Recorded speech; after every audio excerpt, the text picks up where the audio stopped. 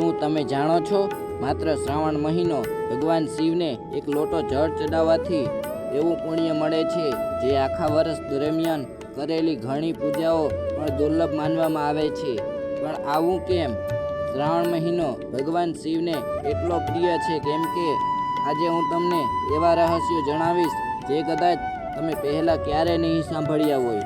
તેથી જ આ વિડીયો અંત સુધી જરૂર જોતા રહેજો, કારણ કે છેલ્લે હું તમને એક એવી સરળ શિવ ઉપાસના પણ જણાવીશ જેથી ભગવાન ભોલેનાથ કૃપા તમારા જીવન પર વરસતી રહે।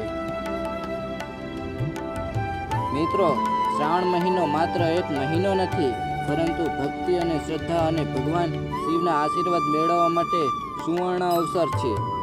પુરાણોમાં જણાવ્યું છે કે સમુદ્ર મંથન દરમિયાન નીકળેલું હળાહળ વિષ ભગવાન શિવે પોતાના કંઠમાં ધારણ કર્યું હતું।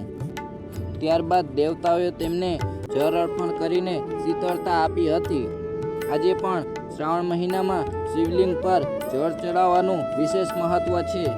આ મહિનામાં ભક્તિપૂર્વક કરેલી દરેક પ્રાર્થના ભગવાન શિવ સુધી ઝડપથી પહોંચે છે અને ભક્તના જીવનમાં સુખ અને શાંતિ અને કલ્યાણનો માર્ગ ખોલે છે। મહાદેવ।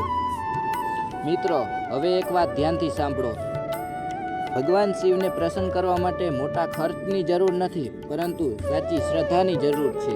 શ્રાવણ મહિનામાં જો તમે દરરોજ માત્ર એકવાર ઓમ નમઃ શિવાયનો મંત્ર જાપ કરો ને, શિવલિંગ પર એક લોટો જળ અર્પણ કરો ને અને બીલીપત્ર ચડાવો ને, શાસ્ત્રો અનુસાર ભગવાન શિવ પોતપોતાના ભક્તો પર કૃપા વરસાવે છે। કહેવામાં આવે છે કે શ્રાવણ મહિનામાં કરેલું એક સત્ય કર્મ અનેક ગણું ફળ આપે છે। તેથી જ આ પવિત્ર મહિનામાં ક્રોધ અને અહંકાર, ખોટા કાર્યોથી દૂર રહીને સેવા, દાન અને ભક્તિનો માર્ગ અપનાવો। મિત્રો, આજનો આ પવિત્ર શ્રાવણ મહિનાનો શનિવાર, આ શુભ દિવસે આજે મારો પોતાનો જન્મદિવસ પણ છે અને ભગવાન ભોલેનાથ આવા દિવ્ય દરબારમાં આ પવિત્ર દિવસે મારા જીવનનું એક નવું વર્ષ શરૂ થઈ રહ્યું છે। એ મારા માટે ખૂબ જ સૌભાગ્ય અને ખુશીની વાત છે। આપ સૌનો પ્રેમ અને આશીર્વાદ અને સપોર્ટથી જ આજની સફર ચાલી રહી છે।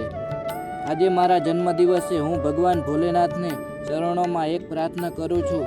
મહાદેવ, આપ સૌના જીવનમાં સુખ, શાંતિ અને સમૃદ્ધિ અને પ્રગતિ આપે। અંતમાં ચાલો સૌ મળીને હૃદયપૂર્વક બોલીએ, હર હર મહાદેવ, ઓમ નમઃ શિવાય।